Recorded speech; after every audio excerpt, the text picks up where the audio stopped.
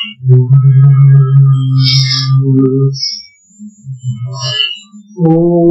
नमो भगवते वासुदेवाय।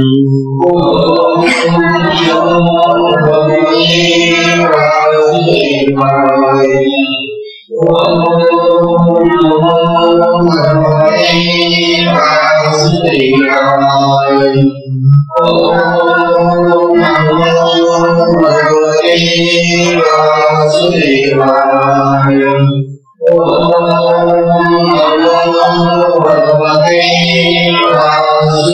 वासुदेवाय। श्री सद्गुरु महाराज की जय। अद्भुत चिंतन श्री गुरुदेव दत्त। परम पूज्य श्री संत ज्ञानेश्वर महाराज की जय।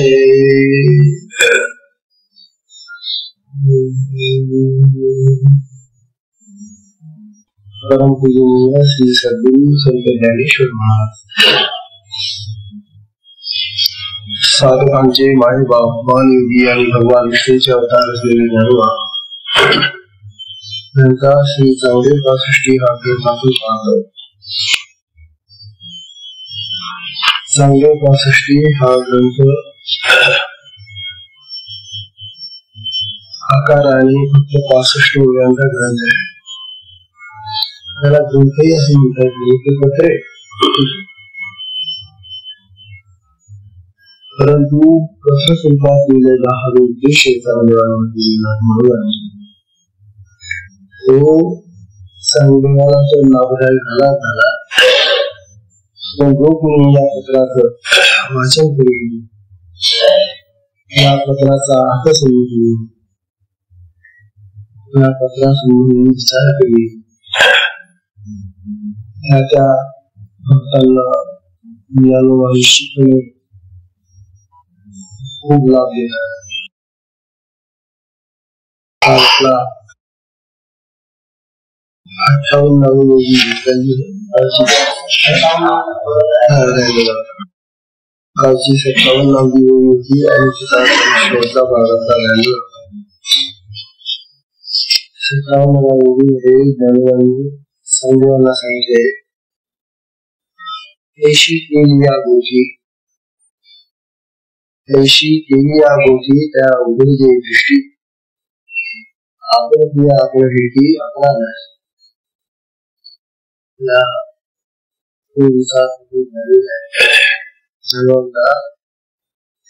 आतापर्यंत आपली जी भेट झाली या पत्रामध्ये, त्या पत्रावरून आपण ज्या गोष्टी केलेल्या आहेत त्या गोष्टी ऐकून कदाचित आपला सुद्धा परंतु निश्चितपणे या गोष्टींचा परिणाम तुझ्या दृष्टीवर होईल आणि ती दृष्टी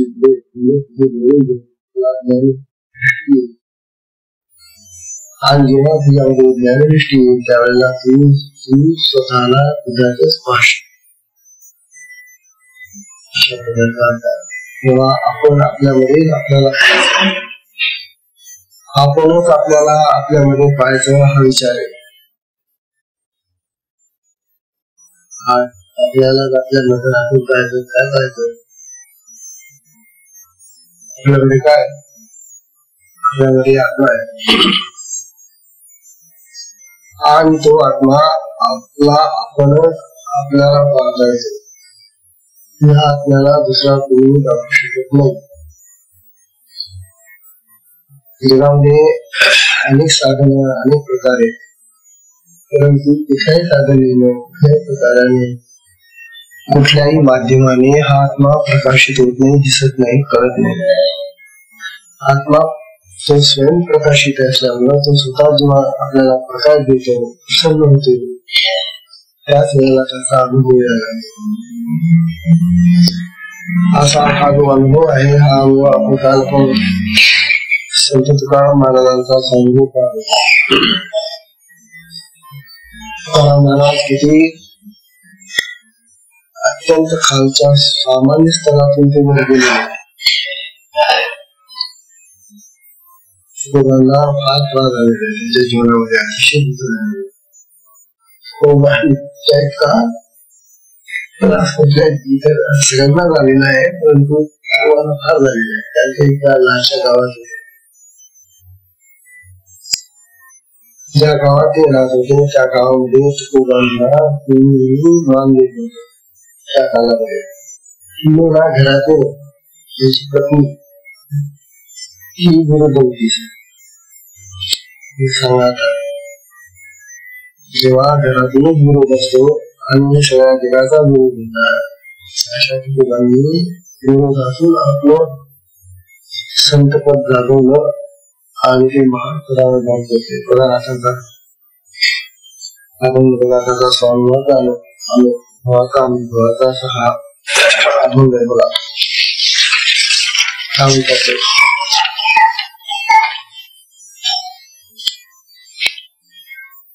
प्रवृत्ती निवृत्तीचे आठवणी भाव. मी आता ही जी प्रवृत्ती आणि निवृत्ती त्या दोन्हीचे भाव आठवून काढले. प्रवृत्ती राहिली आणि जिला तिच्या सापेक्ष जी निवृत्ती आहे ती पण राहिली. तेव्हा या भावांच्या पलीकडे गेलेली राहिले तेव्हा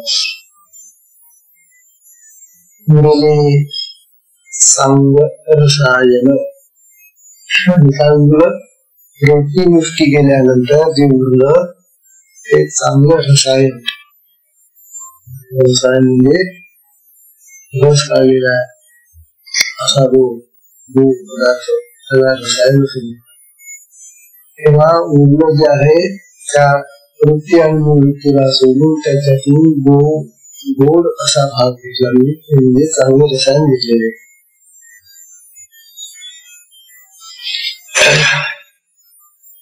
वृत्ती निवृत्तीचे आठवून भाव उतरलेले चांगले रसायन. त्या रसायनाला आणखी थोडीशी कडसणी दिली दाखवलं.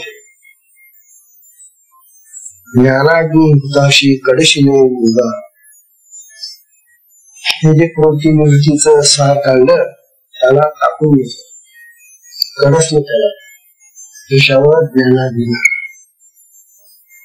ज्ञानाच्या अग्नीवर हे जे प्रवृत्ती आणि निवृत्तीचं काढलेलं चांगलं सार आहे त्याला आणखी कडसून दिली, त्याला चांगला उकळून घेतला. परिसर जाऊन काय कशासाठी आत्मसिद्धी का झाला,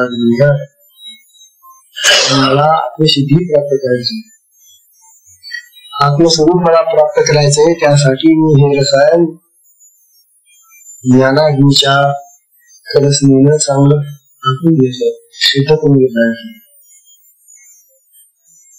आणि मग काय महाराज तो रस तयार झाला. ब्रह्मरस शीघ्र आला. आणि मग त्या ब्रह्माचा ब्रह्मरस आणि अतिशय गोड असा तो ब्रह्मस्वरूपाचा रस मिळाला. ब्रह्मरस शीघ्र झाला पाक, घेताला रुचिक प्रतीची सुखे. आणि त्या ब्रह्मसुखाचा मी अनुभव घेतलेला आहे, स्पष्ट सांगतात. ब्रह्मानुभव घेणं हे साधी गोष्ट नाही. मी त्या ब्रह्मरसाचा जो रुचकर असा स्वाद आहे मग आम्ही घेतला. हे त्याला रुचिक प्रतीची म्हणजे अनुभव. अनुभवाने मी तो सुख स्वाद घेतला. स्वानुभवी अंगी झाला समरस. आणि मग माझा तो अनुभव माझ्या अंगामध्ये समरस होऊन गेला, खूप झालेला आहे होता. आणि मग त्यामुळे काय झालं, साधनी म्हणजे ध्यासोध्यास. आणि माझ्या साधनेमध्ये ध्यासोध्यासी म्हणजे घसाला तो मला ध्यास लागलाय. त्याचा म्हणजे ध्यास म्हणजे आत्मध्यास. त्या आत्म्याचा मला रोखडी ध्यास लागलेला आहे. आणि का सांगू मग त्यामुळे आरोग्य का तुका पावला अष्टांग. आता सगळ्या अष्टांगांनी आरोग्यता पावला. आता कुठलाही रोग राहिला नाही बघा. या जगातले जे काय विकार आहे, रोग आहेत, त्रास देणारे ते सगळे गेले आणि माझ्या अष्टांगामध्ये आरोग्यता आली, निर्णयता आली. निरगिला रंगी निजात रंगी.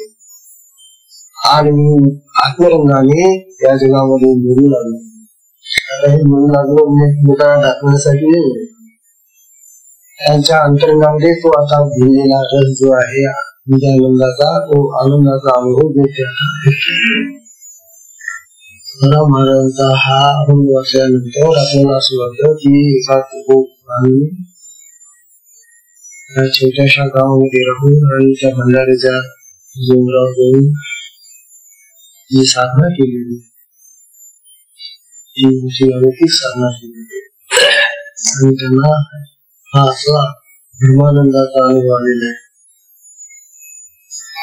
तेव्हा हे संत महात्म्यांचे जे अनुभव असतात हे अमृताप्रमाणे गोड असतात. तुकारामांचा अभंग वाचत असतानाच आपल्या अंगावर रजेश आले. तेव्हा देवा तुझी असा अमृतमय हो. या अमृताच्या अनुभवाने तुलाही असाच आनंद होईल. हे जे चांगदेव आणि ज्ञानदेवांची अक्षरातून जी भेट आहे, ही भेट असाच अमृताचा अनुभव देणारी भेट आहे. आणि म्हणून ज्ञानदेव चांगदेवाला म्हणतात, बस झाला आता हे सगळं बाह्य पुढे करत आता काय कर, झड धरून वहीला आली कर. झड धरून वहीला आली म्हणजे आता या सगळ्या कटकटीतून बाहेर निघाता. झड धरून होतो, झड धरून वहीला निघ ये भक्तीच्या वाटेला. आणि काय कर, या भक्तीच्या वाटेला ही साधना कर. त्या आत्म्याच्या साधने मागे लागता तो जिया पावशी अभ्यंग निधाम माझे. त्यामुळे तू माझं अभ्यंग असं निजे धामने माझं आपलं स्वरूप जे आहे ते तू आपलं सांगेवा. आणि तू अशा प्रकारे माझं स्मरण करून माझ्या साधनेकडे बोलाता, आत्मसाधनेकडे बोलाता. बाकीच्या या ज्या साधन आहे त्या पुढे झाले. अशा प्रकारचा हा कालच्या उन्हीवरचा राहिला होता. आज आपल्याला इथे 58वी ओळी, ही 58वी ओळ पाहता काय मार्मिक ओळी याची ज्ञानोबा सांगलेले. जालिया प्रलयी एकारणव, जालिया प्रलयी एकारणव, अपार पाण्याची धाव, अपार पाण्याची धाव. गिळी आपला उगव तैसे करी, गिळी आपला उगव तैसे करी.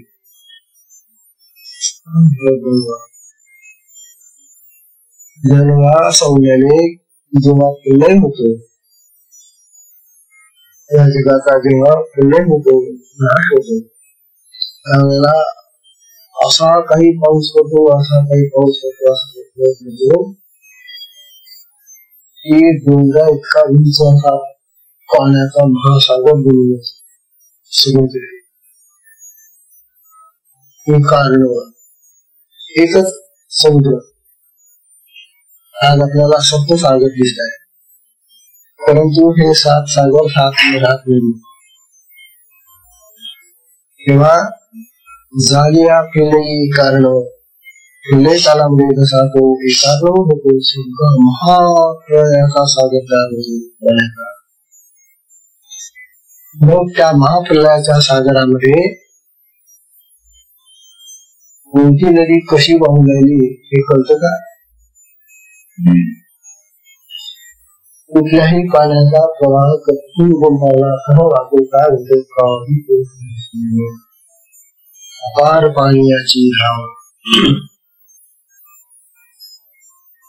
मग देवी आपला उगम त्या पाण्याची धाव तिचा उगम सगळं देऊन टाकतो तो कारण म्हणजे काय त्या आठ अशा जलसंचयाने खाली असलेल्या नद्या नाले सगळे बरोबर आणि खाली कुठे काही वेगळं असं पाण्याचं स्वरूप दिसत नाही. म्हणतात तसे तू कर. असं काय करायचं तैसे करी. आपला उगम दिसून टाक. आपण तसे चाललो ते करून घेऊ नको. आज नाटा देवामध्ये तुला हे नाटक तरी कर.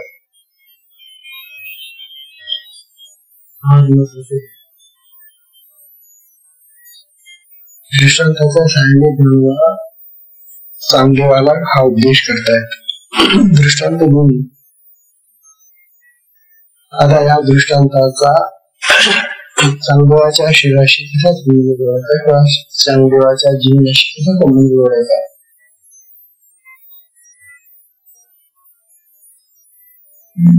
अगोदर तर जेव्हा लय होतो सृष्टी बुडते त्यावेळेला काय होतं ते सांगतात. डोंगरावर पाऊस पडतो अशा त्यावेळेला तर हिवाळ्याचा जो पाऊस होतो सगळीकडे पडत असतो. परंतु एरवी आता जो पाऊस होतो आपला तो डोंगरावर पाऊस पडला की मग तिथून नद्या वाहतात. असंख्य नद्या वाहून राहिल्या डोंगरावरून पाहून आणि त्यांनी अनेक नावं धारण केली. कोणती गंगा आहे, कोणी यमुना आहे, सरस्वती, गोदावरी आहे, तापी आहे, नाना प्रकारच्या नद्या आहेत.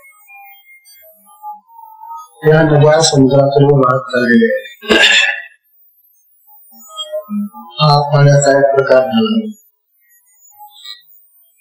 हा जो पाऊस पडला डोंगरावर हा आला कुठून? समुद्रावरून. ते मेघ येतात, ढग येतात आणि ते ढग समुद्रावर पाणी घेऊन डोंगरावर टाकतात. डोंगरावर नदी तेव्हा त्यामुळे त्या पावसामुळे नद्या तयार झाल्या, मोठमोठे तलाव तयार झाले, नाले तयार झाले, झरे तयार झाले, गट्टे तयार झाले. काय नाना प्रकार होतात पाण्याचे.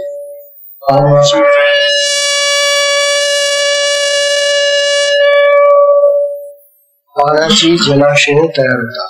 जलाशय म्हणजे ज्यामध्ये जल साठलेलं असतं त्याला जलाशय म्हणतात. आणि मग या जलाशयांना नाना प्रकारची नाव आपण देतो. कुठला तलाव, कोणाचा सरोवर, कोणतं काय, नाना प्रकारची नाव आहेत. विविध नाम, रूप, आकार असतात त्या जलाशयांचे. नाम, रूप, वर्ण, आकार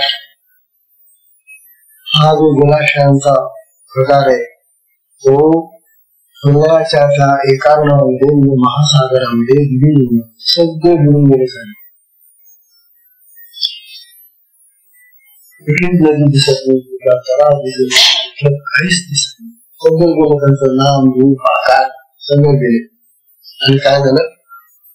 एकाकार गेले.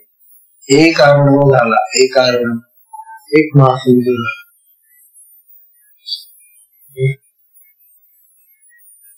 पाणीच पाणी.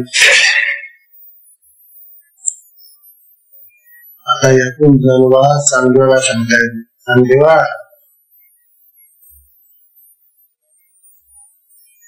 आपली सुद्धा अशी स्थिती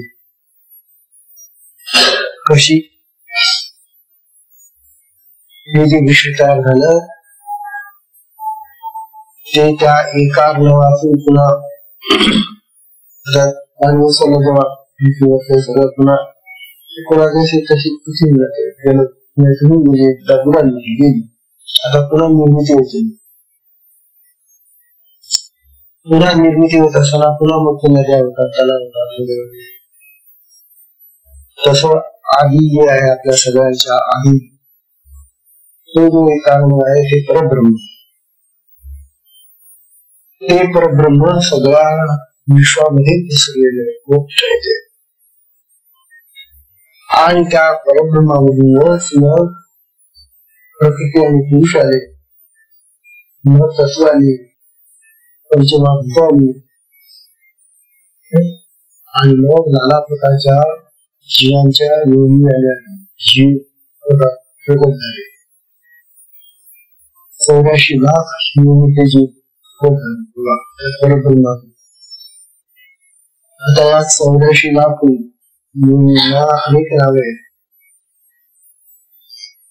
काही पशु आहेत, काही पक्षी आहेत, काही कीटक आहेत, काय नाना प्रकार येते, वनस्पती आहेत. तेव्हा ह्या अनेक प्रकारच्या वस्तू, अनेक प्रकारचे हे जे जीव आहेत हे तयार होतात. आणि ते जीव निर्माण होतात, काही काळ जगतात आणि पुन्हा निघून जातात. हे जन्माला यायचं, काही दिवस जेव्हा आयुष्य संपलं जगायचं, आणि आयुष्य संपलं की दिवस निघून. हाच क्रम आधीपासून चालू आहे. जगाच्या आरंभापासून जन्म, उत्पत्ती, स्थिती, राहणं आणि लय म्हणजे नाश. उत्पत्ती, स्थिती आणि लय या 3 क्रिया सदैव या विश्वामध्ये चालू आहे. कोण इथं काय करत नाही. जे जे जन्माला येतात ते ज्ञानोबा हेच चांगलं त्याच्या लक्षात आणून देणार आहे. अरे हे तुझं बाह्य स्वरूप जे आहे ना, तू का योगी आहे, तू का आभार बसतो हातामध्ये, नाना प्रकारच्या सिद्धीचे चमत्कार दाखतो, लोकांना शिष्य बनवतो. हे जे तुझं बाह्य स्वरूप आहे ना, हे अशा प्रकारचं. परंतु मुख्य जो कारण आहे ते पाहिलं, तो महासागर तुझ्या अंतकरणात भरलेला आहे. तो आत्मा, तो परब्रह्म, तो ब्रह्म, परमात्मा स्वरूप तुझ्या अंतकरणात, तुझ्या हृदयात आहे. त्याला तू बघतच नाही. जेव्हा तू त्याच्याकडे बघशील आणि तुला तो प्राप्त होणार, तेव्हा तुझं बाह्य सर्व स्वरूप नष्ट होईल.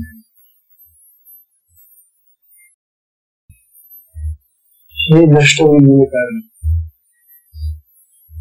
हा जो तुझ्यामध्ये आलेला जीव भाव आहे आत्मा. तो आत्मा देहाकडे आल्यानंतर तो देह समजत होता. आणि मग देह भावामध्ये आम्ही सगळे लोक, जगामधले सगळेच लोक जीव देह भावामध्ये राहून कर्म करतो. जीव भाव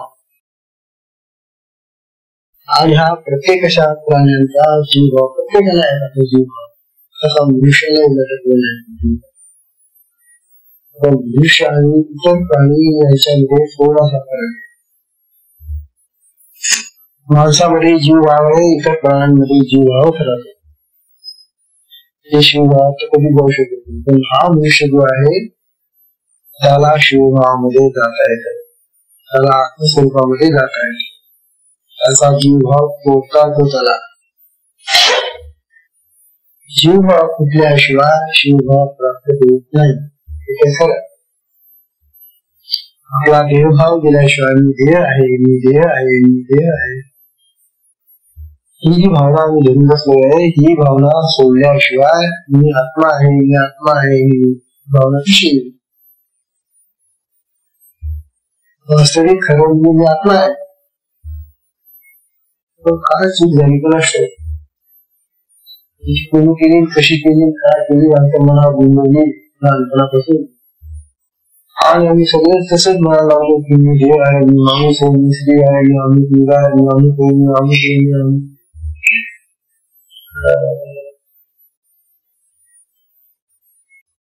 तेव्हा देवाला सांगताय, सांगेवा तुझा सुद्धा जीव हा जीव हा तुला फुटल्याशिवाय तोडल्याशिवाय गेल्याशिवाय तुला त्या आत्मस्वरूपाच्या विकारणामध्ये जाता येणार. तुला हा जीव सोडावाच लागेल आणि तो सुटल्याशिवाय तुम्हाला कधीही आत्मस्वरूप प्राप्त होईल.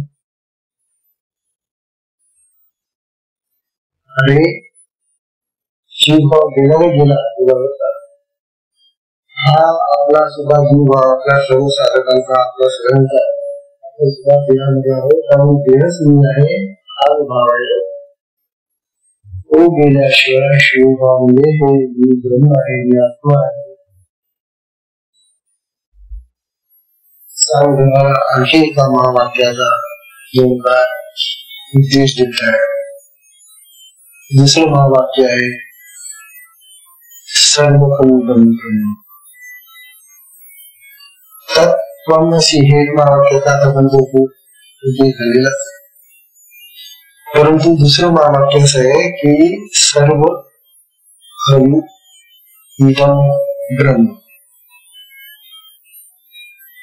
काय म्हणतं महावाक्य? सर्व म्हणजे सगळं, इदं म्हणजे हे, खलु म्हणजे खरोखर, हे सर्व खरोखर ब्रह्म.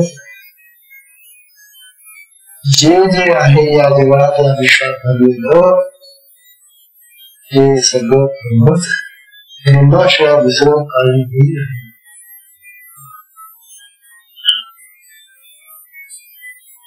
तेव्हा सर्व खलु ब्रह्म. अरे चांगलेला या महावाक्याकडे लक्ष देणार नाही. हे सगळं ब्रह्म आहे. आणि तुझा स्वतःला मी चांगले मोठेश्वर कोणता नाव धारण केले जाईल. सोड हे जात आहे.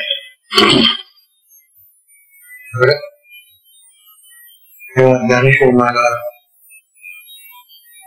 सांगताय झाल्या प्रलय कारण व अपार पाण्याची धाव हे आपला उगव देशे केली ह्या विकारामध्ये प्रवेश करतास. हे जे सगळं ब्रह्म आहे हा आपल्यामध्ये आहे तोही ब्रह्म. त्या ब्रह्मरूपी कारणामध्ये आता तू प्रवेश कर आणि तुझा हा जो स्वतंत्र असा जो जीव भाव आहे तो अहंकार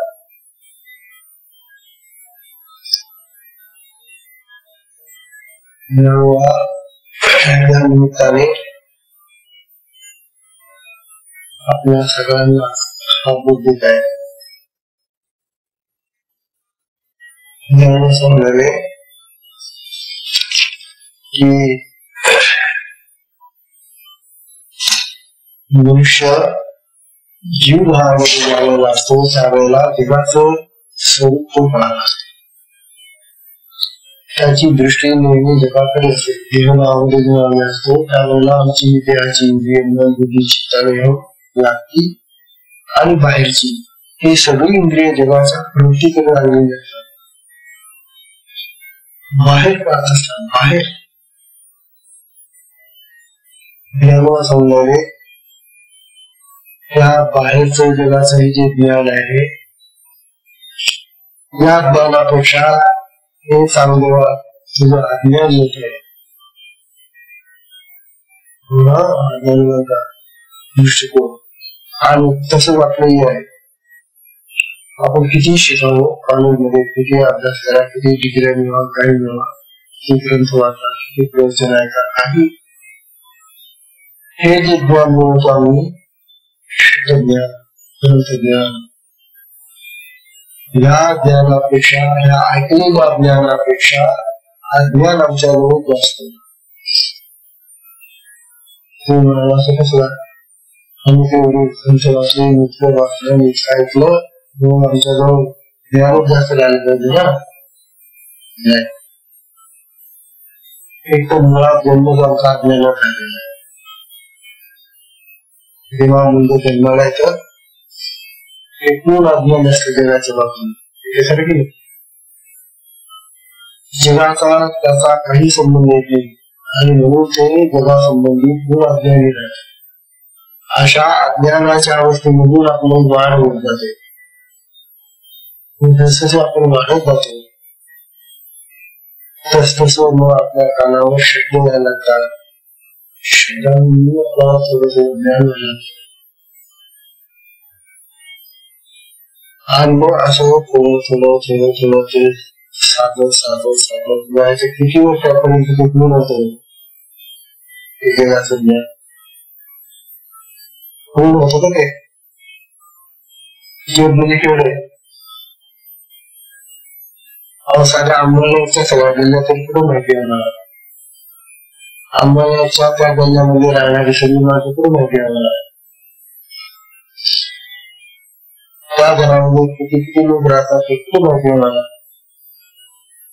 जिथं आंबोली सारख्या एका गावामध्ये आमची इतकी गोष्ट निघून जातात तरी सुद्धा त्या आंबोलीचा पूर्ण परिचय झाला का नाही. जगाचा पूर्ण परिचय होणार आहे. ज्ञानापेक्षा अज्ञान मोठे आम्हाला अज्ञान जी माहिती मिळते ते जास्त मोठे. जेव्हा ज्ञान आणि अज्ञान ज्ञानाच्या सापेक्ष अज्ञान अज्ञानाच्या सापेक्ष जे ज्ञान आहे ते दोन्ही जायला पाहिजे. आणि मग जे विज्ञान आहे सामूहिक ज्ञान आहे ते विज्ञान आपल्या हाती यायला पाहिजे. अनुभव यायला पाहिजे आणि अनुभव युक्ताचं जे ज्ञान असतं त्याला विज्ञान असं म्हणतो. आज विज्ञानाचं युग आहे असं. परंतु विशेष ज्ञान जे आहे ते आत्म्याचं विज्ञान ही विशेष ज्ञान. विशेष ज्ञान जे आहे ते आत्मज्ञान विज्ञान आहे ते. परंतु त्यामध्ये आणखी विशेषता अशी आहे की त्या ज्ञानासारखं दुसरं ज्ञानच नाही. आत्मज्ञानासारखं दुसरं ज्ञान नाही. या सगळ्या संतोष या ज्ञानाचा अनुभव म्हणून आपल्याला सांगतोय की आत्मज्ञानच सगळ्यात श्रेष्ठ असं ज्ञान आहे. बघा आम्ही गुरुगीता सांगतो भगवान शंकर पार्वती मातेला सांगले गुरुगीता वाचतो बघा. त्या गुरुगीतेमध्ये भगवान सांगतात ज्ञानम विज्ञान सहितम लभते गुरुभक्तीचा. हे जे विशेष ज्ञान आहे हे जे विज्ञान आहे हे ज्ञान आणि इतरही जगाचं ज्ञान आपल्याला सद्गुरूकडून प्राप्त होतं. हे आपल्याला माहिती की आपल्याला हे जे जगाचं ज्ञान झालेलं आता जे आपण जाणतो ते आपल्याला निवड प्रकारचे गुरु शिक्षक प्राप्त झाले. पण विशेष ज्ञान जे आहे ते सद्गुरूकडून प्राप्त होतं आत्मज्ञान. आणि हे विशेष ज्ञान सद्गुरूकडून प्राप्त होत असल्यामुळे सद्गुरूचा गुरुने आपल्याला साधक ज्ञान दिले गेलं. गुरु आणि सद्गुरू हाच फरक आहे. असद वस्तूंचं ज्ञान मिळणारे ते गुरु आणि सद होता त्या तत्वाचं ज्ञान देणारे सद्गुरू. आपला सत आहे सचित आनंद स्वरूप आहे. त्या आत्म्याचं ज्ञान देणारे जे गुरु असतात त्यांना सद्गुरू म्हणावं. आणि जगाचं हे दुसरं जे लौकिक ज्ञान आहे त्याला गुरु गुरु आणि सद्गुरूचा विरोध आपल्याला आतापर्यंत गुरु मिळालेला आहे. म्हणून ज्ञान विज्ञान शिल्पम लभते गुरुभक्तीचा.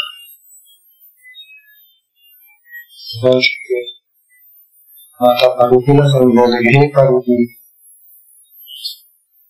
गुरुची भक्ती केल्याने आपल्याला ते ज्ञानी होतं जगाचं आणि आपलं ज्ञानी होतं ज्ञानी प्राप्त होतं विषय ज्ञान. गुरु परतरम नास्ति. त्यांनी तर स्पष्ट सांगून टाकलं एक गुरुचा गुरुचा श्रेष्ठ गुरु वो परब्रह्म असतो. हे गुरु आहे. त्या गुरुचा पवित्र कोणी नाही. गुरु सर्वात श्रेष्ठ असे आहे. तेच परब्रह्म आहे. म्हणून त्या गुरुचीच आपण ध्यान मला साधना त्याच्याकडून आपल्याला हा विशेष ज्ञानाचा भाग असं गुरुचे सांगितले. गुरु श्री गुरु सद्गुरु हेच परब्रह्म. आणखी परब्रह्म जे काय असेल तो असेल, परंतु ते ब्रह्म करण्यासाठी आधी सद्गुरूला पूर्ण त्या सद्गुरूच्या कृपेनेच आपल्याला त्या ब्रह्माची ज्ञानाची प्राप्ती होते. असे जे सद्गुरू असतात ते परब्रह्म स्वरूप आहे असे ते तुम्हाला कुठे गुरुदेव परब्रह्म किंवा श्रीमद परब्रह्म गुरु स्मरण आपल्या श्लोकांचा श्रीमद परब्रह्म गुरु स्मरण श्रीमद परब्रह्म गुरु त्यांचं स्मरण करा. त्यांच्याबद्दल बोला.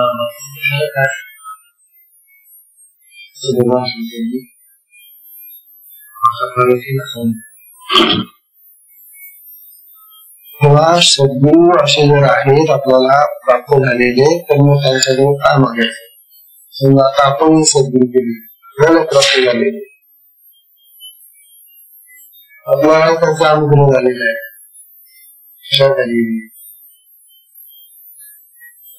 सद्गुरूकडे आणि ही चूक त्या चांगल्याची झाली.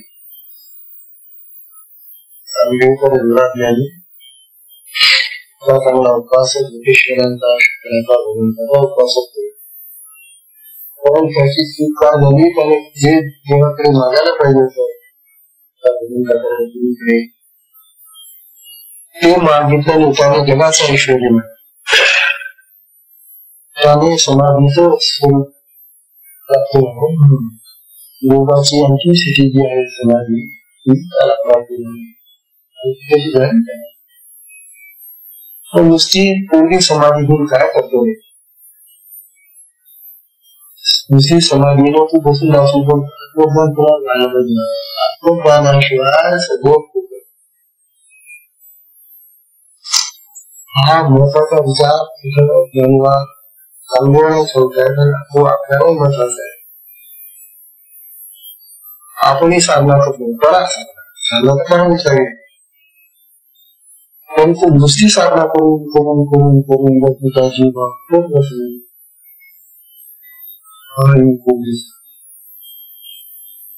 साधनेमध्ये थोडासा जीव सैल होतो गाडीला होतो. ही शक्ती थोडंसं हलवते आपल्या जीवाला. हात आपल्याकडे आणि तो सांगतो उठलो ते पुन्हा देश येते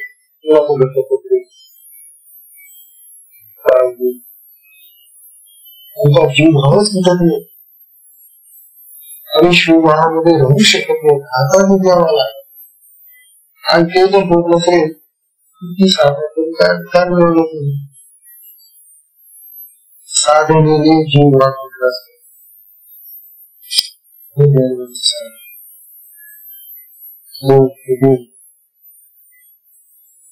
चाललेला प्रवाह मिटवता येतो आता. आणि त्या एकांमध्ये विलीन तसं हे तुझ्या बाह्य स्वरूपावर आणि तू आता त्या आत्मस्वरूपामध्ये जा.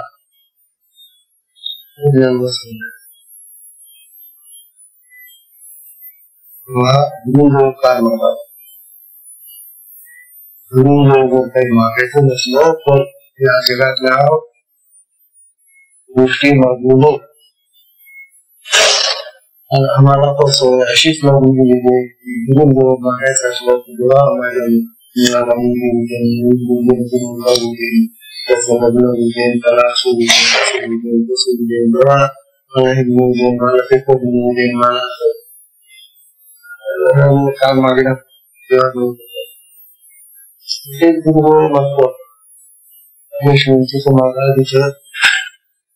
करायचे 7-7 दिवसाचा तो सप्ताह असायचा.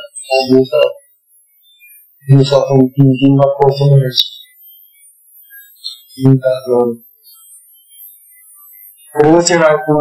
लोकांना ते सांगायचे आता तुम्हाला कोर्स ऐकले ना शंका असल्याचं विचार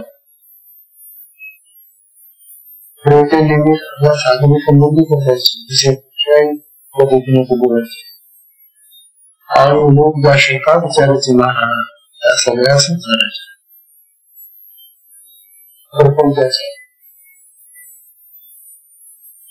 हे म्हणायचे का वेळी काय केला शिकलं तर नाही हो लोकांना प्रपंचाचं ज्ञान दिलं का मी कागदोर ते बोलतो त्यामध्ये काय प्रपंचाचं शिक्षण आहे आणि प्रपंचाचं शिक्षण पुष्कळ दुसरे मी तर तुम्हाला अध्यात्माचं शिक्षण देतो बोलतो त्याच्यावर आणि त्या अध्यात्मातल्या शब्दातून काही विचारायचे आणि तुम्ही शब्दाचा विचारता त्या सगळा लौकिक जीवनातल्या शब्द खूप आशीर्वाद आहे साधकांना यांना अध्यात्मातल्या साधनेतल्या काही शब्दात येत नाही का ते काहीच विचारत नाही. अशी चूक अनुभवाची झाली अनुभवाची अशी चूक झाली असेल त्या मुकेश्वरांना या अनुभवांनी नाही विचारलं तेव्हा मला ते आत्मस्वरूप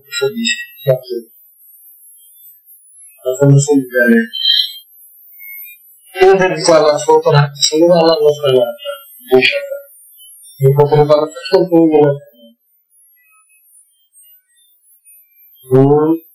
सांगोला जे झालं ते आपल्याला कसं घेऊन राहिलं आपण निधीची प्राप्ती करून देतो साधना करून देतो साधना करतो आहो पण आपला जीव भावते मला तुला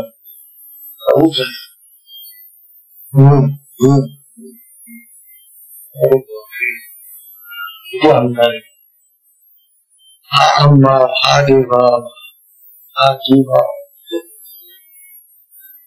हे कुठे नसेल मोठं आहे तुमचं मत साधना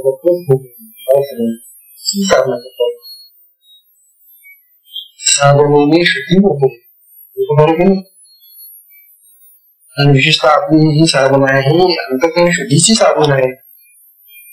अंतःकरण शुद्धीची जर साधना असेल तर आपला हा जीव रहित होतो अहंकार रहित होतो गर्भ अहंकार पाठा काय राहतो शिल्लक तो राहत असेल महाराज तो साधना होती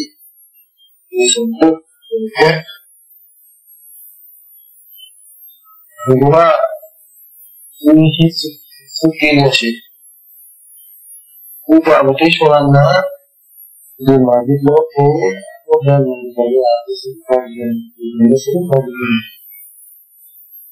आणि तरी घेऊन बसलेला आहे हा बीज आहे महाराज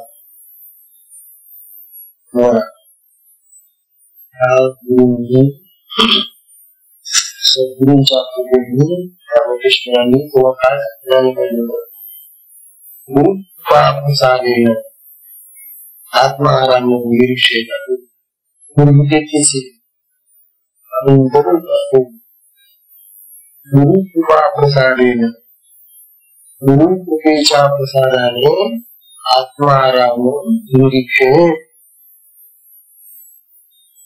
काय लोक आपण आत्माराम आपल्या देहामध्ये असलेला आत्मा त्याचं निरीक्षण करणारा त्याला पाहतात गुरुकृपेचं महत्व याच्यासाठी पाहिजे आम्हाला, हे गुरुदेवा तुझ्या कृपेने आम्हाला हे आत्मस्वरूप बनले.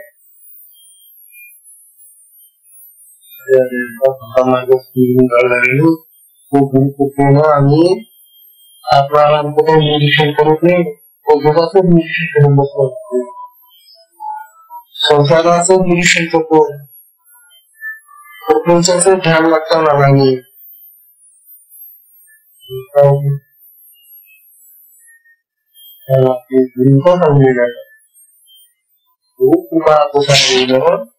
आत्माराम निरीक्षण अनेक गुरुमार्गेण, आणि हा गुरुमार्ग आहे मार्ग आहे. अनेक गुरुमार्गेण स्वात्मज्ञान गुरुमार्गाने आपल्याला आत्मज्ञान जे आहे ते प्रगत होत, गुरुमार्गाने आपल्याला आत्मज्ञान प्रगत होत.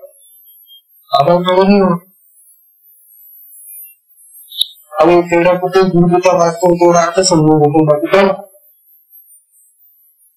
जसे तसेच कुठे जगात बाकीचे लोक काही करत असे सापडत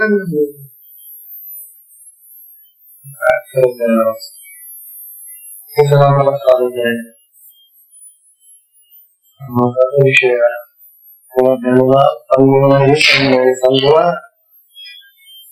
अशी मोठा समाधीमध्ये बसणारा योगी हा योगी येतो, परंतु आत्मज्ञानाशिवाय योग ज्ञान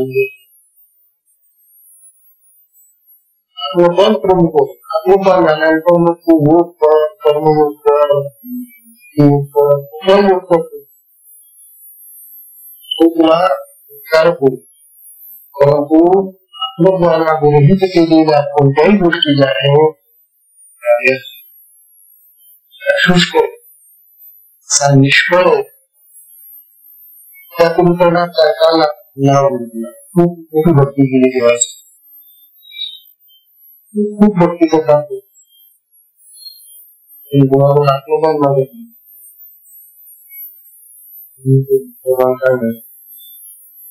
पाहिजे तरी मागलो हे तात्पर्य असं की चांगदेव आणि चांगदेवाला खूप धन्यवाद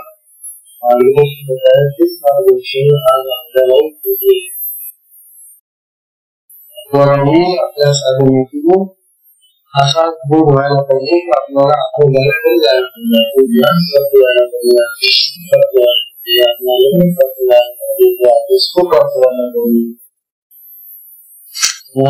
शिकत पाहिजे. मोठी सुखाने आम्हाला सुखी होतो असं स्मरण चाललेलं आहे. देशाने सुखी होतो, पण मिळाला पण आनंद होतो, मान मिळाला होतो आनंद होतो. प्रश्न यामध्ये काही जेव्हा आपली समजावे चांगले पासून मिळते समजावे